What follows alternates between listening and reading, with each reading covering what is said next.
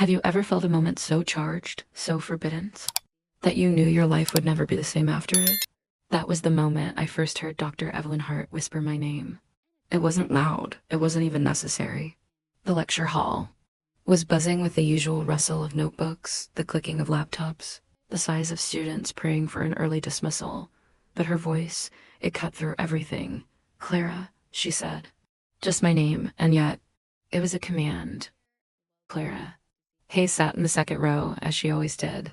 At 24, she wasn't like most of her classmates. She wasn't here to scrape through.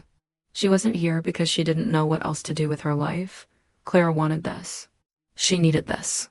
Literature wasn't just her degree. It was her refuge, her escape from a world that had never really been hers to control. And maybe that was why she noticed Evelyn Hart before anyone else did. Dr. Hart didn't walk into a room. She claimed it. 42 years old, always in dark. Tailored suits that fit too perfectly to be coincidence, her heels clicked against the hardwood like punctuation marks. Her gaze, sharp, unreadable, lined with years of both brilliance and battles Clara could only imagine, had the weight of someone who knew she could bend people without lifting a hand. Clara had seen her before. She'd even written a paper last semester quoting Hart's own published work on the power dynamics of narrative voice. But this was different. This was in person. And from the moment Dr. Hart's eyes met hers across the room, Clara felt chosen. That whisper, that first time Evelyn said her name, was like a hand around her wrist, pulling her into a current she couldn't resist. "Clara Hayes," Dr. Hart said again, this time with the faintest curve of a smile. "You'll be the one presenting Wolf's A Room of One's Own next week. Don't disappoint me." Her tone was clipped, professional, but Clara swore. She felt something more beneath it. A test. A challenge. A leash slipped quietly around her neck. Clara nodded, trying to look calm, but her pulse was loud in her ears. She scribbled in her notebook, though she could barely form letters. When the class ended, she packed her things slowly, hoping, praying Dr. Hart might notice her again. And of course she did. "Miss Hayes." Clara froze, looked up. Dr. Hart was close now, standing just over her shoulder. The scent of her perfume, subtle, expensive, the kind of thing Clara could never afford, wrapped around her. "You'll meet me in my office before your presentation. Wednesday at 4 p.m. Don't be late." It wasn't a request. Clara swallowed hard, nodded once, and whispered, "Yes, Dr. Hart." Wednesday came too quickly. Clara rehearsed her presentation a dozen times, but nothing silenced the storm in her chest. What did Dr. Hart want from her? Guidance? Approval? Or something else? The English department offices were old, wood-paneled. Halls, glass windows with frosted names etched in peeling gold letters. When Clara reached Dr. Evelyn Hart, chair of English literature, her hand trembled against the brass doorknob. She knocked. Enter. Dr. Hart was behind her desk, glasses low on her nose, a fountain pen scratching across student papers. She didn't look up immediately. Clara lingered at the door, unsure whether to step inside. Finally, Evelyn glanced at her and smiled, closed the door. Clara obeyed. Evelyn gestured toward the chair in front of her desk. "Sit." Clara sat, clutching her notes, trying to still the restless tapping of her foot. "Read to me," Dr. Hart said. Clara blinked. My presentation? Yes, from the beginning." "Don't look at your notes. Look at me." Her throat dry. Clara began. Virginia Woolf's A Room of One's Own is a manifesto on... Her voice faltered. Dr. Hart tilted her head, sharp as a hawk. "Again," she said, softer this time, but with confidence. "I want to hear you." Something in her tone made Clara's skin tingle. She tried again. This time louder, clearer. Minutes passed, though Clara lost count. Every time she stumbled, Dr. Hart corrected her with a single word. Every time her voice shook, Dr. Hart's gaze burned steadier, holding her in place. And then, after a particular long silence, Evelyn leaned back in her chair and said, "Stand." Clara stood. "Kneel." The word dropped between them like a stone in water. Clara's breath caught. Surely she hadn't meant, but Evelyn's eyes never wavered, and Clara couldn't say no. Slowly, her knees touched the polished wood floor. Dr. Hart set her pen down. She leaned forward, her elbows resting on the desk, fingers laced together as if she'd been waiting for this. "Good," she said softly. "Now, begin again. Tell me what Wolf demanded of women." Clara's voice shook, but she obeyed. She always obeyed. When she finally left Dr. Hart's office, the sun was already setting. Clara's knees ached. Her cheeks were flushed. Her notes were clutched tight in her fist, damp from sweat. She had spoken about Wolf, yes, but it hadn't been a presentation. It had been something else. Something Clara couldn't name without her heart pounding in her throat. And the worst part? She wanted more. As she walked across campus, lights flickering on in the old brick buildings, Clara replayed every second. The way Evelyn's voice dipped low. The way she watched her, patient, unyielding. The way the word meal had left her lips like a secret.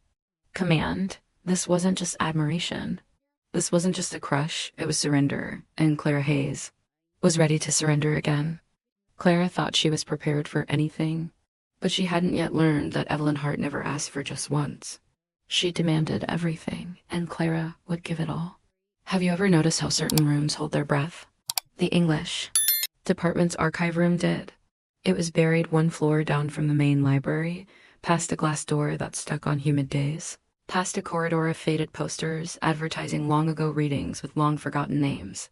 The light switches clicked with the obstinacy of old bones, and the bulbs hummed faintly overhead like they were remembering better years. That room smelled like dust and linen glue, the ghost of lemon oil, and the soft iron of aging staples. It was there, 2 days after I knelt in her office, that Dr. Evelyn Hart told me the first rules, not rules in the syllabus sense. Rules in the way a tuning fork strikes air and makes something invisible snap into harmony. She didn't write them down. She didn't have to. Posture, she said, as if greeting me. Chin parallel to the ground, shoulders open. You'll breathe from the base of your ribs. You'll speak so the back row hears you without effort. Yes, I said, finding my stance the way a blindfolded person finds a doorway by memory. Evelyn slid a book across the table, a cloth-bound volume in navy, its title gilt and understudded selected essays of Virginia Woolf. Her hands were elegant, capable. Her nails buffed to a soft sheen without color. She did everything with precise intention, as if the room was a score and she conducted it. You'll read Professions for Women aloud, she said. Slowly, you'll stop when I say stop. The hum of the lights sang from somewhere in the ceiling. I opened the book. The paper was thin and cool under my fingertips. I began. It is a perennial puzzle, I read, why women should not write poetry. My voice wavered. I caught it. I adjusted my jaw as she had taught me, like a hinge aligning at last. Slower, she murmured. I obeyed. Fill the room, she added, barely louder than breath, as if the command could settle itself in me without troubling the quiet. I obeyed again. We worked for an hour like that, a drift of dust motes in the captured light, the air punctuated only by the steady cadence of Wolf's sentences and Evelyn's few, sublimely placed corrections. Each time I landed somewhere true, her gaze warmed, almost imperceptibly, and something low in my chest opened, bright as a struck match. When I reached Wolf's quiet violence, the angel in the house had to be killed. Evelyn lifted a palm. Stop. I stopped. What does Wolf kill, Miss Hayes? The part of her trained to please, I said. The part that softens truth for approval. The part that begs for permission to exist, she countered, eyes on mine. Say. It. The part that begs for permission to exist, I repeated, feeling heat rise to my cheeks. And what will you kill? The question startled me into silence. In that moment, I heard everything that had accompanied me to this campus. The sound of coins counted twice for groceries. The false bright laughter I'd perfected in seminars when I didn't want anyone to see how much I cared. The habit of shrinking, of rounding off every sharp edge that might make someone withdraw their warmth. I heard the angel in my own house, long-fingered and polite, holding me back with a smile. My fear, I said, before I could flinch from the truth, and my need to be liked. Good, she said, and it was not praise so much as recognition. Again, from the top, I read. The words became water, and something in me learned how to stand in the current without bracing to be pulled under. When we were done, Evelyn closed the book with a soft thud. She did not smile. She rarely did.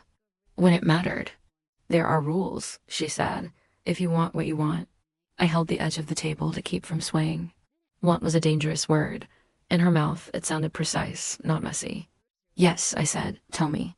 You will be punctual. You will ask for clarity if you don't understand. You will not apologize for speaking plainly. You may say red to stop anything at any time. If you say red, I will stop, and we will not discuss it unless you invite discussion. A switch inside. Me tripped. The room sharpened. I recognized what she was handing me. Not a leash, but a rail to hold as we climbed something high and narrow together. And when I'm not with you? I asked, surprised to hear my voice steady. You will. Practice, she said. Posture, breath, voice. You will carry your body like you mean to be here. You will not give away your power to the first stranger who pretends to admire you. She paused. And you will bring me the first draft of your presentation tomorrow? At 4. Yes, I said. She held up the book again. Her hand was an elegant bracket around all that language. Kneel, she said softly. The word struck me like a bell. It rang inside my ribs. I lowered to the floor, the old linoleum cool against my knees. I looked up at her as she rested the book lightly over my open palms, a benediction I did not know how to deserve. You will carry this like a promise, she said. Stand, I did. In her presence, the verbs were simple. Stand, read, breathe, obey. The world became navigable. Outside, rain started, one of those campus showers that arrive without drama. Tapping softly at the windows, the kind that sends everyone scurrying under awnings and makes the smell of wet pavement rise sweet as sleet. Evelyn's gaze flicked to the gray outside, then back to me. Umbrella? She asked. I shook my head. She opened a drawer, produced a slender black umbrella, and handed it to me by the handle as if knighthood were a quiet domestic ritual. Tomorrow, she said. 4. I left the archive room with Wolf's book balanced in my arms, and an umbrella sheltering me from a rain that felt newly kind. Later that night, in my shared apartment, Nora noticed I was smiling at nothing. You look like you swallowed a comet, she said from the couch, where she was devouring cold pad thai by the glow of her statistics homework. Do I need to worry? Nora had been my roommate since freshman year. She liked facts, precinct maps, and plants that could survive her neglect. She treated my literature degree the way one treats a friend's opera hobby, mysterious but admirable. Dr. Hart assigned me professions for women, I said, pretending my pulse didn't hitch on the name. We read in the archives. It was good. Good like you found a $50 bill under a rug, Nora teased, or good like you met God and she had cheekbones. I threw a pillow at her, which she caught without looking. Still, my deflection failed to convince her. She narrowed her eyes. I've seen you infatuated before. This is not that. I attempted a shrug that was too heavy to be casual. It's the work.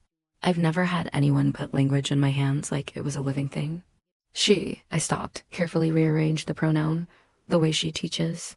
It's like walking. A tightrope with a net I can't see, but knows there. Nora said, in the tone of a person noting a rare bird for the life list. And the umbrella? I glanced guiltily at the black umbrella propped near our door. On loan? I said. Until tomorrow. Nora's mouth quirked. Tomorrow then. 4. I pretended to scowl. She pretended to be fooled. We were both in our way, kind. That night, I set Wolf on my desk like a talisman and practiced standing in my small mirror, shoulders open, chin parallel. I read the essay aloud to the empty room. At one point, I realized I had adjusted the lamp so the light hit me the way it had in the archive room, warm from the left, soft on the right. I felt a flush of embarrassment, and then, stranger and stronger, something close to gratitude. You, said a quiet voice I recognized as mine. You want this. You can admit it. I breathed, and the admission didn't break me. It steadied me. I slept with the rain still falling, feeling its rhythm and mine align. The next afternoon at 4, I was early. 7 minutes enough to rehearse not looking overeager. Dr. Hart wasn't in her office when I arrived, but the door was ajar. I knocked anyway. Habit had taught me that rules also like the company of rituals. Come in, she called from beyond the open door. Evelyn stood near the windows, one hand resting against the radiator's cool iron ribs. She had changed from her classroom suit into a silk blouse, the color of black tea, and high-waisted trousers, the kind of clothing that looked simple until you noticed how precisely it was constructed. She moved with economy, nothing wasted, nothing. GI went away for free. Draft, she said, palm up. I handed it over. She took it and began to read immediately, the pen that lived behind her ear appearing in her hand, as if eager to do its work. She didn't sit at the desk. She leaned instead against the sill, backlit by late afternoon light. Every few lines, She struck something in my text, then wrote it back better in the margin with arrows, a caret, a word that made my line mean the thing I'd meant it to mean before my doubt diluted it. You hedge, she said, not looking up. Every time you approach a claim, you pull your punch. Because I'm afraid of being wrong, I said, honest before I remembered how naked honesty could feel when you weren't kneeling on purpose. She nodded a small, unfussy approval of my truthfulness and underlined a sentence, better, but still apologizing. She handed me the pages. They were beautiful in a way my work had never been my thoughts, but held in a firmer hand. I ran my finger along the margin and felt the indent of her pen. If you write like you stand, she said, you won't wobble. It feels arrogant, I said, to say the thing without dressing it up. It feels like leadership, she countered. And you mistake arrogance for clarity because the world teaches women to apologize when they stand up straight. She pushed off the sill and came close enough that I could see the seam where her blouse was hand-stitched at the cuff. Which do you want to be, Miss Hayes? A woman waiting for permission? Or a woman who takes responsibility for the truth she speaks? My answer came from someplace in me that had been waiting to speak for a long time. The second. Good, she said. She took a small silk ribbon from her pocket, dark red, narrow, smooth. She offered it to me on her palm. Wear this under your sleeve when you present. My hand hovered over it. Why? Because it will remind you that you chose, she said. And because when I see it from the front row, I'll know. You remembered the rules. I looked at the ribbon. I looked at her. The room, empty of all but us, felt somehow fuller than any crowd. I didn't know whether the trembling I felt was fear or anticipation. I took the ribbon. It was cool and slight and felt, absurdly, like a vow. Thank you, I said, and the words were not small. Evelyn reached for my wrist. She didn't touch my skin. She gestured with 2 fingers to the place where the ribbon would lie beneath my sleeve. Here, she said. Then softer, if you want to. I do, I said, and the admission thrilled me more than any forbidden defiance could have. She nodded once, then go practice. Outside, spring announced itself with a sudden bright wind that made the flags on the quad snap awake.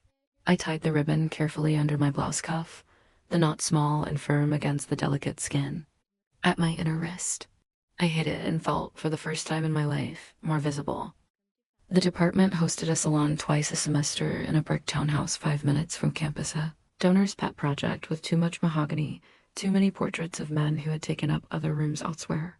That Friday, Dr. Hart asked if I would attend. It's optional, she said, with a look that made optional feel like opportunity. Bring your questions. And your ears. I wore the one dress that made me feel like I had discovered a version of myself I wanted to keep. Navy, clean lines, nothing to distract from the fact that I was here. Nora loaned me a pair of earrings that caught the light without shouting. I tucked the ribbon into the dress cuff anyway, a private liturgy. The townhouse was warm with the volume of bodies and the sound of serious people pretending to be casual. I recognized a few faces, a dean with clever glasses, the poet whose work had made me feel less alone at 19, a few alumni who had been haunting the building since I was a sophomore, looking like they never left because perhaps they never did. Evelyn found me without appearing to search. She moved through the room the way a current moves around rocks, naturally and with a pull toward the sea. She introduced me to the poet. She introduced me to the dean. She placed her hand lightly at the small of my back to guide me between clusters of conversation, and the brief heat of that touch through fabric reorganized my entire sense of gravity. Clara Hayes, she said to each person, one of my brightest. It would have been easy to drown in the praise, to let it coat me like sugar. But the ribbon pressed my wrist, reminding me why I was here, not to collect adjectives, but to practice a way of being that did not vanish when the eyes looking at me did. Later, when the room settled enough for the donor's living room to become a parlor instead of a chorus of small performances, someone asked a question about wolf and class, and the conversation diffused into the old geography of the privileged. Theorizing about the poor, I felt my body starting to make itself smaller, as if averting a blow I could not see, and then Evelyn's gaze found mine from across the room. Her lips barely moved. Stand, they said. I stood. My voice shook once, and then steadied. I made my point not as a rebellion, but as if telling the truth were a door we could all simply walk through if we remembered we had feet. When I finished, someone started to clap. It was awkward, embarrassing, too much, so it was merciful. When the poet cut through it with a better gesture, she asked me a follow-up question as if I had always belonged in the circle of those who answer them. I exhaled. The ribbon had left a faint impression on my skin. I felt for the first time that the mark was mine, after an alumna in a velvet jacket cornered me near a bookcase. "You're very poised," she said, her smile beautiful and carnivorous. "What are your plans after graduation?" "I'm considering doctoral programs," I said. She leaned in closer than necessary. "Consider New Haven. I could introduce you to—" "She has multiple offers," Evelyn said, arriving at my shoulder with the inevitability of weather. She didn't need to raise her voice to change the climate, and the right one will not be contingent on introductions procured in hallways. The alumna's smile cooled by a degree. "Of course," she said, as if the obvious had only just occurred to her. "Lovely to meet you, Clara." When she departed with the grace of a person who knew retreat was a form of strategy, I turned to Evelyn, embarrassed by how relieved. I felt I started. "You could have," she agreed, and her eyes softened, "but you did not need to." "Thank you," I said, the gratitude heavy and clean. "For boundaries," she supplied. "The word is boundaries," I nodded. "Boundaries." Evelyn's gaze dropped briefly, surely by accident to the cuff of my dress, where the ribbon might have flashed if anyone had been looking for it. When her eyes came back to mine, something like approval lived there. Not pride in me as her product, recognition of me as a person carrying her own weight. On the walk back to campus, the night was cool and precise. The streetlights carved the familiar buildings into theaters of themselves. We walked side by side without touching. When we reached the figure 8 of pathways near the quad, where conversations always seemed to last 3 minutes longer than absolutely necessary, we stopped. "Tomorrow," she said, "you'll rest. Sunday, you'll revise. Monday, you'll practice with me once more. And Wednesday," I began. "Wednesday," she agreed. She didn't add, "Do not be late." She didn't have to. The rule had already rearranged my cells. She looked at me for a long breath. The campus seemed to slow around us, like a record at the edge of its spin, not because the turntable had failed, but because the music was asking for our attention. "Clara," she said quietly, and my name in her mouth felt like a final line written so well no one would dare add another. "Do you understand what you're asking when you stand where you've been standing?" "Yes," I said, and I did. To be seen, to be guided, to be held to a standard that would strip me of my disguises. To be asked for everything and to answer I will. "And do you understand what I will not take?" She asked, eyes steady on mine, the gravity of her ethics more compelling than any confession. "Your choices, your voice, your future. Any door that must belong to you alone?" "Yes," I said again, with the dizzying relief of a promise kept before it was needed. "Then you may continue," she said, and even permission said like.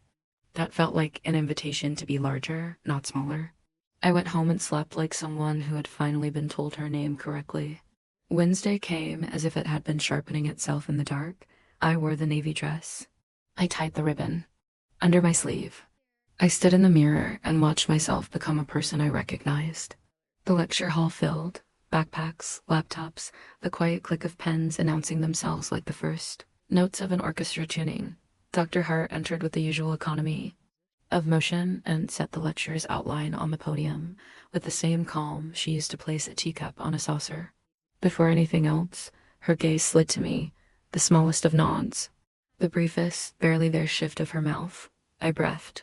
She opened class with a sentence that cut the room into attention, then moved us briskly toward my section of the day. "Miss Hayes," she said, and my name was the cue for a curtain to rise. I crossed to the front. "Posture," said the voice she had taught me to hear. Breath. I placed my notes on the podium, but didn't look at them. "Virginia Woolf," I began, "insists on a room of one's own, not as a luxury, but as a stage upon which to speak truth without apology." My voice was clear. I was not hurrying. The back row could hear me without effort. So could she. As I moved through my argument, I felt where the old hedges had wanted to grow. Hedging is a muscle memory. So is its opposite. Each time I approached one of those old places, I saw the margin of my draft, her arrow, her carrot, and I chose differently. I said the thing. I did not apologize for its sharpness. I did not dress it in gauze to make the room less likely to bruise itself against it. Halfway through, I mentioned the angel. I said kill without flinching. In the front row, Evelyn retuned her posture by a millimeter, the kind of shift that by now I knew meant now you are bearing weight correctly. The ribbon at my wrist warm now from my skin felt like a pulse. When I finished, I didn't look at her first. I looked at the room I had addressed as if it could answer me. Then I turned to Evelyn. Questions? She said to the class, not to me. She had already given me an answer and the line of her shoulders and the exact, nearly invisible curve of her mouth. Hands went up. I took them. I did not explain away my argument when someone pushed. I clarified. I did not apologize as a reflex. When I admitted uncertainty, I used it as platform rather than shield. When the last question folded itself back into the paper of the hour, Dr. Hart closed her hand over her pen. Thank you, Miss Hayes, she said. The words were simple, but in the fraction of a second, when our eyes met, I saw the unspoken sentence beneath them, written for me alone, even in a room full of witness. Good. It landed in me like warmth. It did not spike me with sugar. It fortified me like soup. After class, a few students hovered, one with earnest enthusiasm, one with performative skepticism, one with a question that turned out to be something like admiration in translation. I answered. I tried not to look for her. But when the last student drifted away and the hall emptied to its scaffolding noises, the whir of the projector cooling, the clack of the door as the final body left, Evelyn came to stand beside me where I was gathering my papers. Walk with me, she said. We exited onto the quad, where sunlight made the green impossible to look at directly without blinking. The bell tower tolled the hour with its usual grave cheer.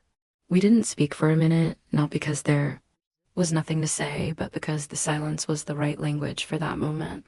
You kept your promises, she said finally as we reached the shade of an oak. To Wolf, to yourself. And to you, I said before I could stop myself, and flushed when I realized how it sounded. She looked at me, not sharp, not amused, simply present. And to me, she said, accepting the offering without gloating, which made it feel less like a submission and more like a mutual act of care. The ribbon? Here, I said, touching my wrist under the cuff. Keep it, she said, until the term ends after that. She paused. Her gaze shifted briefly to the students picnicking on the grass, to a frisbee carving arcs in air. Back to me. After that, we will decide what we are building. But for now, I finished, understanding that the now was not a waiting room. It was a training ground. We parted at the curve where the path split between the faculty offices and the graduate library. She did not touch me. She did not need to. I carried the shape of her attention like a map I did not have to unfold to read. That night, I wrote until my hand cramped, not the presentation. That was done. I wrote the next part, the thing after. The thesis proposal, after the grant applications. A life. It looked like rooms with doors I could close, a table I could feed people at, a shelf with a section shaped like a heart for books I would go to when the world felt like a place I needed to forgive. It looked, if I let myself imagine generously, like a city in which going home meant arriving at a person as much as an address. When I was done, I slid the paper into a folder I didn't label. Some things did not need names yet. A week later, Dr. Hart announced a departmental trip to a regional literary conference 2 hours away. Attendance is optional, she said, in the tone that had taught my body the exact weight of the word. Panels on narrative ethics and archival practice will be of particular interest to those of you pursuing research careers. Our department rented a bus. The bus had seen better days, but it held together like the rest of us. I sat near the middle with 2 other grad students, close enough to watch the reflection of Evelyn's profile on the bus window, far enough that I couldn't pretend it was incidental. She was reading something on a tablet, pen uncapped, as if line edits were a reflex that didn't require a paper body to make sense. At the conference center, everything was beige and efficient. Hotels love to believe that neutrality is the same as calm. The panels were not neutral. People argued with a politeness that exposed its own edges, and occasionally someone said community as if the word could be stacked. Like sandbags against the flood of reality.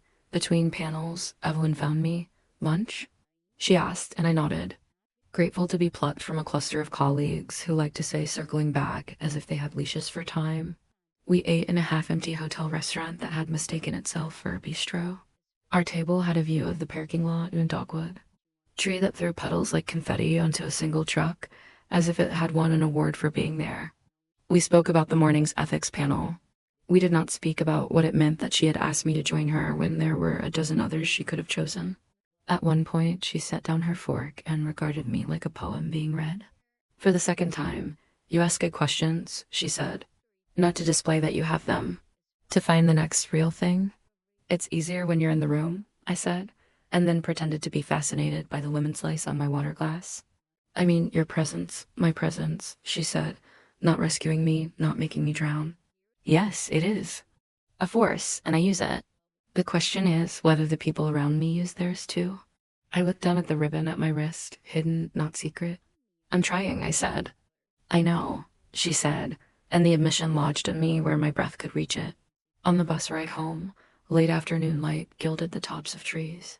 The students in the back of the bus had given up on professionalism and were playing some kind of group game that involved accusing each other of imaginary crimes. Laughter rose and fell like a tide. I watched Evelyn's reflection again and felt, not hunger, though desire breathed in me with the patience of weather, but the steadier ache of belonging. Not to a person as possession, but to a path as practice. When we pulled into campus, the sky had decided on the bluest it could manage before handing the stage to dusk. People gathered their bags, their handouts, their performatively messy tote bags. I lingered. "Clara," Evelyn said from the front, without turning. She knew where I was. "A moment?" I waited until the bus emptied and the driver sighed. The way all drivers sigh when the day has been full of other people's plans. We stood on the sidewalk, the shadows long and companionable. "Next week," she said, "I'll be recusing myself from your fellowship committee." My heart stumbled. "Why?" "Because I see you too clearly," she said, not unkind. "And because another set of eyes should make the decision that opens your next door." "Oh," I said, relief and a strange grief colliding into a feeling. That did not have a word. "Thank you," I added, because there was no alternative that didn't sound like a lie. She nodded.